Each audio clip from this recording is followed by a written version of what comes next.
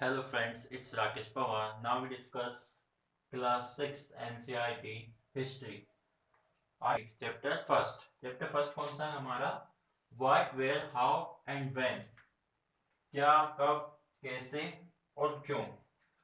इसमें हम डिस्कस करेंगे कि हमें पुराने इतिहास के बारे में कैसे पता चलता है, हमारे जो पास्ट में जो चीजें हुई है उसके बारे में हमें कैसे पता चलता है, कहाँ से पता चलता है, जो पुराने लोग थे वो क्या खाते थे, कहाँ पे रहते थे, कौन से कपड़े पहनते थे, क्या उनको क्रॉप्स की नॉलेज थी या नहीं, ये सारी चीजें हम इसमें डिस्कस करेंगे. सबसे पहले हम समझते हैं हिस्ट्री है क्या. तो हिस्ट्री क्या है हमारी? एक क्रोनोलॉजिकल स्टडी ऑफ पास्ट. पुरानी जो चीजें हो गई उन सारे तथ्यों की जानकारी लेना, जिसको बोलते हैं हम हिस्ट्री.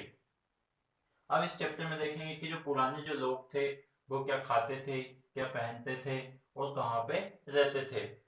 तो हमने कुछ इंस्क्रिप्शन से कुछ मैन्युस्क्रिप्शन से, अभी बताऊंगा इंस्क्रिप्शन मैन्युस्क्रिप्शन या आर्कियोलॉजिकल सर्वे ये क्या होता है अभी देखेंगे. उससे हमें पता चला है कि जो पुराने जो लोग थे वो कहाँ पे रहते थे. वो रहते थे bank of Narmada river. Narmada नदी जो है हमारी उसके किनारे पे वो रहते थे. ऐसा माना जाता है कि सोलेमन और किरदार पहाड़ी या रॉक्स पे वो बीट और पल्सेस को ग्रो करते थे. कहाँ पे ग्रो करते थे वो? सोलेमन और किरदार रॉक्स पर. क्लियर. और उसी के नॉर्थन साइड पे हम जाएं तो गैरो हिल्स मिलता है हमें. गैरो हिल्स पे वो राइस को ग्रो करते थे. उससे पता हमें चलता है कि जो पुराने लोग थे वो गेहूं के बारे में, पल्सेस के बारे में, राइस के बारे में जानते थे. क्लियर. अब वो रहते कहाँ थे? वो ज्यादातर जंगलों में रहते थे. एक जगह से वो दूसरी जगह ट्रेवल करते थे. एक जगह से दूसरी जगह वो ट्रेवल इसलिए करते थे क्योंकि अगर वो एक ही जगह पे रहते वो डिपेंड जंगलों पे रहते. अगर वो एक ही जगह पे रहते तो वो जंगल जल्दी ही क्या होता, खत्म हो जाता और फिर उनको सरवाइव करना मुश्किल हो जाता था. लेकिन जैसे ही क्लाइमेट चेंज होता था, वेदर चेंज होता था, तो वो एक जगह से दूसरी जगह चले जाते थे. अब बात करते हैं इंडिया. इंडिया का जो नाम है उसका ओरिजिन कहाँ से हुआ? तो इंडिया का जो नाम का ओरिजिन है वो हुआ है इंडस रिवर से. इंडस का मतलब संस्कृत में होता है सिंधु. इंडिया जो नाम आया है वो कहाँ से आया? इंडस रिवर, जिसका संस्कृत में मतलब क्या होता है? सिंधु. जो हमारी एक नदी भी है जो पंजाब में है.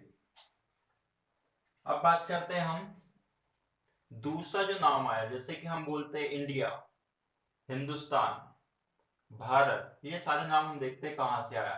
तो ये क्लियर हुआ इंडिया जो नाम आया वो कहाँ से आया? इंडस रिवर से, जिसका संस्कृत में मतलब क्या होता है? सिंधु. अब बात करते हैं हिंदुस्तान जो नाम आया वो कहाँ से आया. तो इंडिया में पुराने समय में कुछ ईरानी पीपल और कुछ यूनानी पीपल यहाँ पे आए थे. ईरानी पीपल जब आए थे तो उन्होंने हमारे देश का नाम रखा हिंदोस. क्लियर. ईरानी जो पीपल आए थे उन्होंने हमारे देश का नाम क्या रखा? हिंदोस. और ये यूनानी जो पीपल आए थे उन्होंने हमारे देश का नाम रखा इंदोस.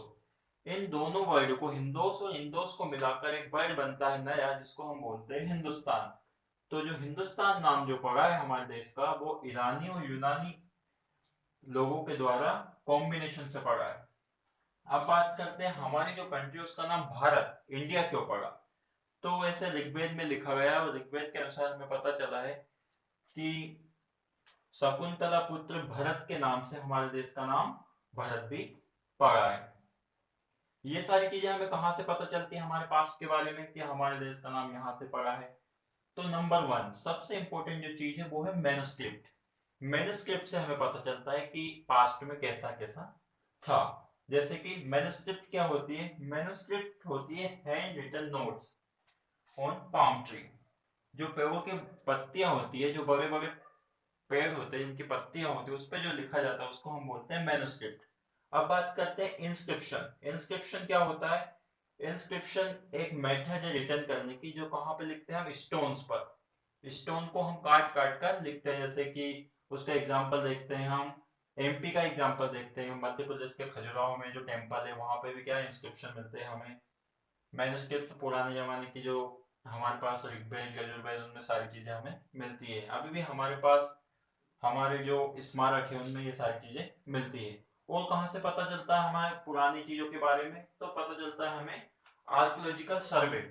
तुमने सुना होगा ASI या GSI। ASI क्या है? आर्कोलॉजिकल सर्वे ऑफ इंडिया, और GSI क्या है? Geological survey of India. GSI के बारे में हम नहीं देखेंगे, लेकिन ASI को समझो।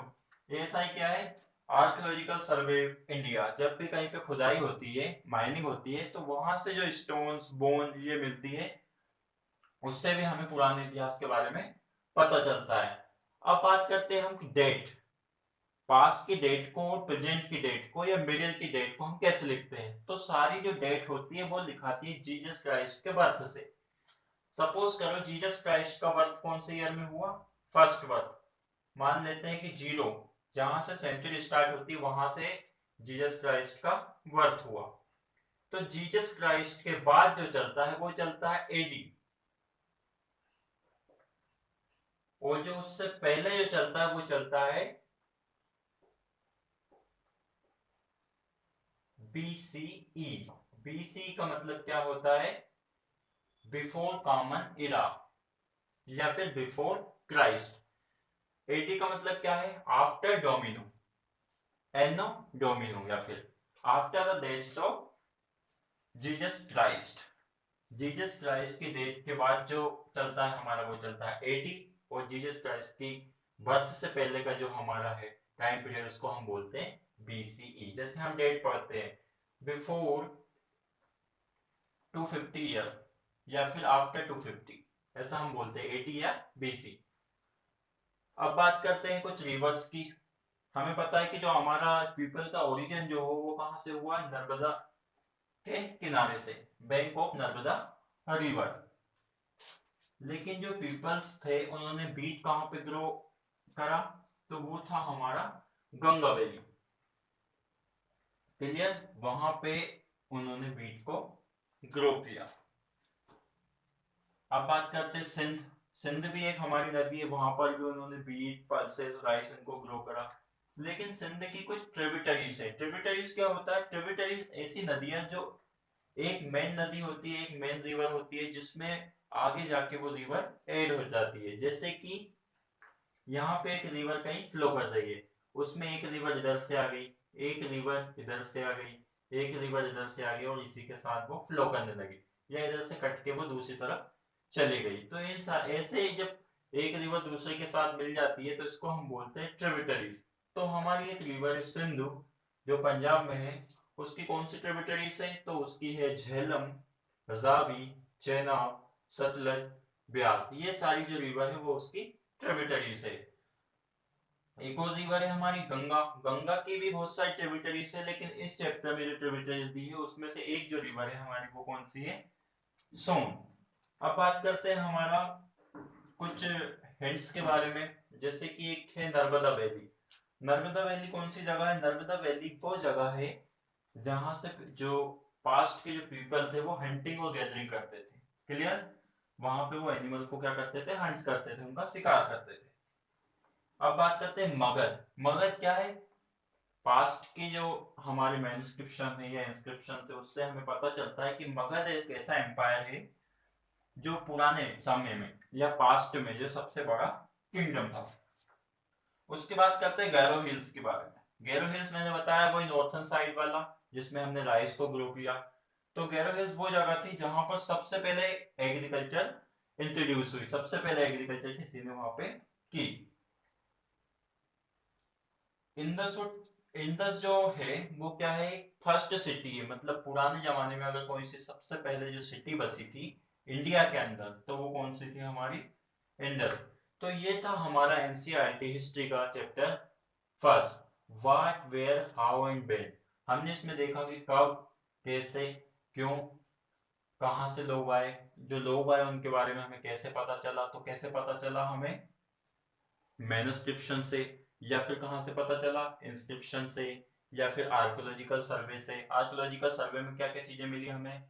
पुराने समय के लोगों की बोन्स, या फिर कॉइन्स मिले जिन पे कुछ लिखा हुआ था, उससे हमें पुराने बारे में पता चलता है। ये हमने देख लिया। पुराने जो लोग थे वो क्या खाते थे? तो वो नेचुरल वेजिटेशन पे डिपेंड थे, फॉरेस्ट पे डिपेंड थे। फॉरेस्ट से जो भी चीजें उनको मिलती थी वो वही चीजें खाते थे। वो खाते थे क्या? वो पहनते थे। ये सारी चीजें हमने इसके अंदर देखी। कहाँ पे रहते थे पुराने जो पास्ट के जो पीपल थे वो, तो नर्मदा नदी के किनारे पे, बैंक ऑफ नर्मदा रिवर। ये सारी चीजें लिख दी है, इसका आपको स्किप करके स्क्रीनशॉट ले सकते हैं। अब हम कल बात करेंगे नेक्स्ट टॉपिक जो है हमारा हिस्ट्री का चैप्टर 2।